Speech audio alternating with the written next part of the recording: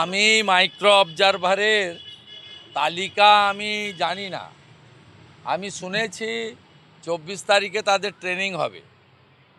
আমি চ্যালেঞ্জ করলাম মমতা ব্যানার্জিকে যে 3000 মাইক্রো অবজারভারের মধ্যে একজনও যদি পশ্চিমবঙ্গের বাইরের রাজ্যে কর্মরত কোনো মাইক্রো অবজারভারের নাম আপনি দেখাতে পারেন তাহলে আমি ক্ষমা চাইব, আর আপনি যদি দেখাতে না পারেন আপনাকে ক্ষমা চাইতে হবে।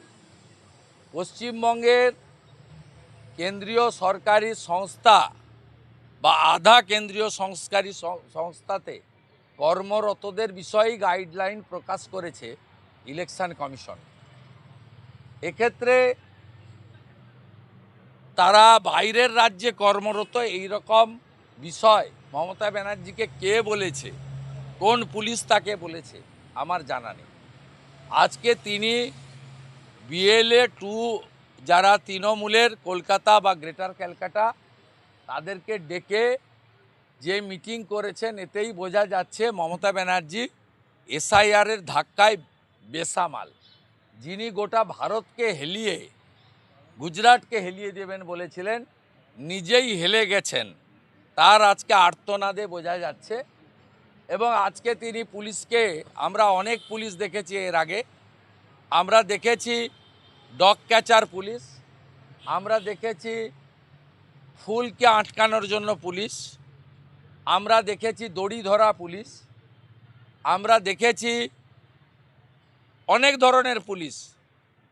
এই প্রথম দেখলাম মমতা ব্যানার্জি পুলিশকে বলছেন রাজনৈতিক কর্মসূচির মাইকটা কেন পুলিশ দেখে নিল না। তাই আজ থেকে পশ্চিমবঙ্গে আরও একটি পুলিশ চালু হলো, mic testing police. Mic testing পুলিশের আজকে উদ্ঘাটন করলেন মাননীয় পুলিশ মন্ত্রী নেতাজি ইন্ডোর স্টেডিয়ামে। আজকে তিনি নিজের রাজনৈতিক দলের লোকেদের বিভ্রান্ত করেছেন। তিনি বলেছেন নাম না থাকলে 6 নম্বর ফর্মে আবেদন করতে ইআরও বা ইআরওর কাছে। আমি তৃণমূলের বিএলএ 2দের বলবো, আপনাদের নেত্রী, আপনাদের সুপ্রিমো তথ্য জানেন না, পড়াশোনা নেই এবং ভেতরে ঢোকেন না, লোক কান দিয়ে দেখেন। এক্ষেত্রে আপনারা এর বুদ্ধিতে পড়বেন না। বিএলও যারা বুথে বুথে আছেন তাদের কাছেই 6 নম্বর ফর্ম দিতে পারবেন, 7ও দিতে পারবেন, 8ও দিতে পারবেন। আর শুনানির সময় এইআরও বা ইআরও আপনাদের ডাকবেন, মাইক্রো অবজারভারের উপস্থিতিতে শুনানি হবে।